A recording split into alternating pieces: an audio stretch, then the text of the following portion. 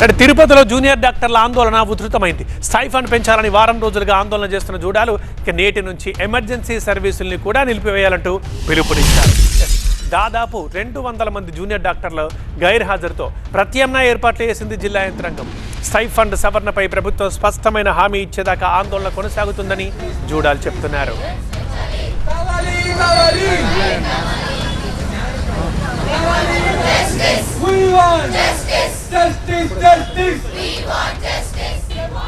So జూడాల డిమాండ్లు ఏంటి, మరేమంటున్నారు?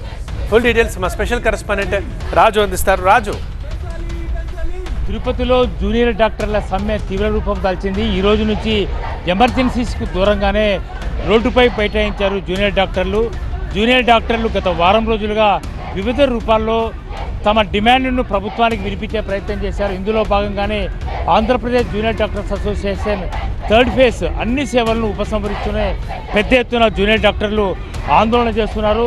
Revised stipends, respect hour work అన్నదే ప్రధాన డిమాండు.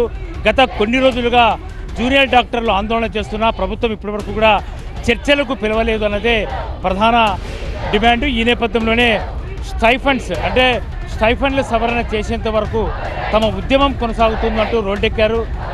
స్టైఫండ్లు సవరణ చేయండి, మా కష్టం, మా హక్కును, మా పనికి గౌరవం ఇవ్వండి అన్న ప్రధాన డిమాండే వినిపిస్తున్న నేపథ్యంలో జూనియర్ డాక్టర్స్ మనతో ఉన్నారు. చెప్పండి, గత వారం రోజులుగా వివిధ రూపాల్లో చేస్తున్నారు, ఈరోజు పూర్తిగా ఎమర్జెన్సీ బ్రేక్ చేశారు. అంటే ఏంటి మీ ఉద్యమం, ఎంతవరకు వెళ్తుంది? ప్రభుత్వం దిగిరాకపోతే భవిష్యత్ కార్యాచరణ ఏంటి? నా పేరు డాక్టర్ శరణ్య, నేను ఓబీజీ డిపార్ట్మెంట్కి చెందిన సీనియర్ రెసిడెంట్ని. ఈరోజు ఇక్కడ జూడాలంతా మేము senior resident, junior resident and internee doctors అంతా స్ట్రైక్కి దిగున్నాం. ఎందుకు అంటే స్టైఫండ్ హైక్ కోసం. యాక్చువల్గా ఏంటి అంటే ఎవ్రీ 3 ఇయర్స్కి మాకు స్టైఫండ్ హైక్ వస్తుంది. ఎందుకు అంటే ఇప్పుడున్న మనకి ఇన్ఫ్లేషన్ అంటే ఏంటి, ఒక పీరియడ్కి తగ్గట్టు కాస్ట్ ఉంటుంది ఎఫెక్టివ్గా. సో దానికి ప్రపోర్షనేట్గా మాకు హైక్ ఉంటుంది. ఇప్పుడు మేము ఏంటి అంటే ఉన్నత అధికారులని అడిగాము, మీరు ప్రామిస్ చేసిన ప్రకారం జీవోని హైక్కి మీరు ప్రపోర్షనేట్గా ఇవ్వాలి కదా.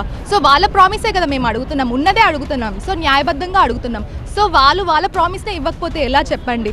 ఇంకా వాళ్ళ మీద నమ్మకంతోనే మేము వాళ్ళని అడగలము. ఇంకోటి ఏంటి అంటే మేము ఇది ఒక 1 వీక్ నుంచి మేము చేస్తూ ఉన్నాము.